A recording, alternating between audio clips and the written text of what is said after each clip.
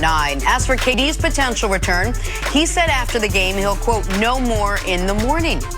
Steve Kerr talked about the decision to sit Klay Thompson and what that means moving forward. Never would have forgiven myself if I played him tonight and he had gotten hurt. So you live with the decision. You make a wise decision, the wisest one you can, then you live with it and you move forward. So the good thing is Klay has done well the last 2 days. Now he's got another couple of days to heal. Hopefully he'll be out there Friday. You got to try to have next man up mentality like we always say, and just go out and fight. We did that tonight. We can play better, obviously, better on the defensive end. But I like the competitiveness that we had. Understanding, like we're missing 50 points pretty much between KD and Klay, so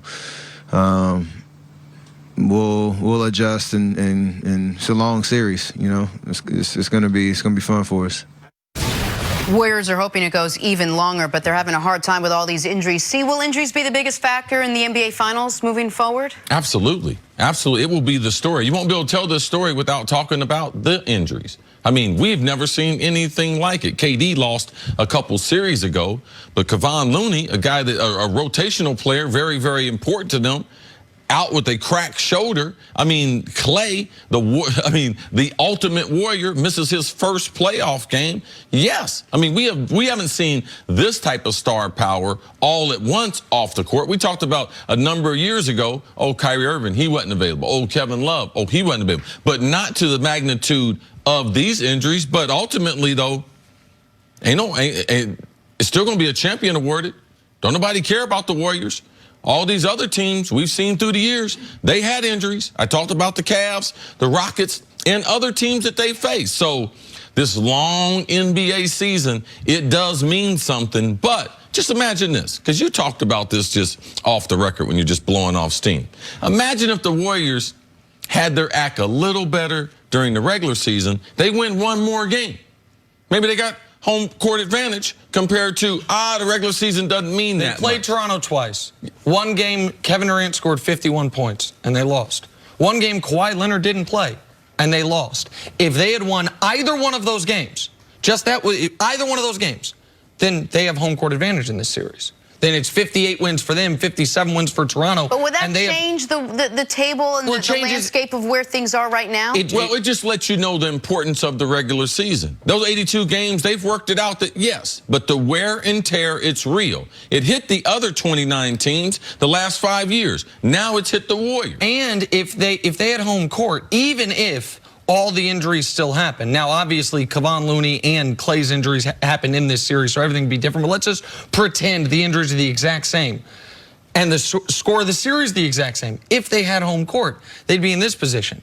Okay, we just got to get to a game 7, which is at home. Yes. Now they're in a position where there's 2 ways for the Warriors to win this series. Win 3 in a row, starting right now, or win 3 out of 4, including Game 7 NBA Finals on the road. Now, I understand we saw the Cavs and LeBron do that to them in Oracle. It is incredibly rare. There is no better, historically, home court advantage in sports. Better than conference championship games in the NFL, better than in playoff baseball. Game 7s of conference finals or NBA Finals for the home team. And so, but to answer your question directly, Jenna, injuries are the story of this series. Now, you could argue they're the story of many NBA Finals, and we just, through the lens of history, forget about them. But last night, you can make the argument, if any of their 4 injured players was 100%, they win that game. If KD's out there, if Klay's out there, hell, if Kevon Looney's out there, I can argue he can make an impact. And the 4th guy is Boogie, who Boogie was out there, but he's not Boogie Cousins. Like, would we have gone into last night's game thinking the Warriors were those minutes were forced on him? Of course they were forced on him because he's coming back from an injury. If the Warriors had a fully healthy Boogie Cousins, we're talking about this totally differently. That is, again, I want to make this clear. There's a difference between an excuse and an explanation. Yes. This is not an excuse. This is life in the NBA, and the Warriors don't want to historically go back and start playing the injury game. Because in 2015, the Cavs will have an objection. In 2017, the Spurs and Kawhi have an objection. And last year, the Rockets and Chris Paul have an objection. Of course. It just feels like the Warriors, after dancing through the raindrops injury-wise for 4 years, now have a thunderstorm on their head with all these guys injured at the same time. It's hard to, and I'm sure no one does, it's hard to feel sorry for this team because they have so many superstars. And, oh, they had to do it with just one superstar and maybe Draymond Green. A lot of teams, LeBron had to do it, go through the finals, go through the entire playoffs with just one superstar on their team. Yes, no one has seen the run that they have been on as far as lack of their key guys being hurt. No one wants to see their key guys being hurt.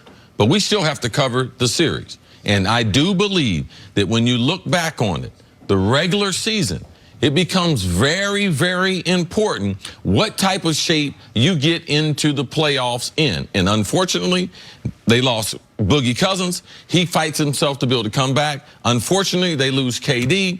With Clay being out there, I mean, this is the story of the series because Kawhi's not healthy. Kyle Lowry's not the story. Like, what else would we talk about? The injuries are the #1 headline. Jenna, back when you were covering the New York Knicks in '99, the lockout year, they make the NBA Finals. They get washed in those NBA Finals. You know one of the reasons?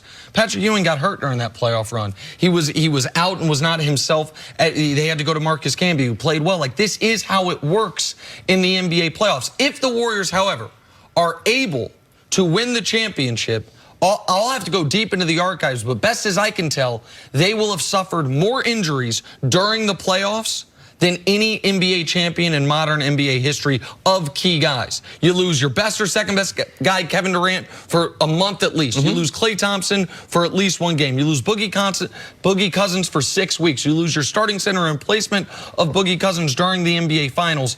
Teams historically have not been able to overcome that. We'll see if the Warriors can break that trend. But if they lose, there's no asterisk you're putting by them at all because we may remember it now, but we're years from now. The Raptors get this championship free and clear if they win by any means necessary. All right, let's take a break. Coming up, should the Raptors be favored to win the finals now? That's next on First Things First.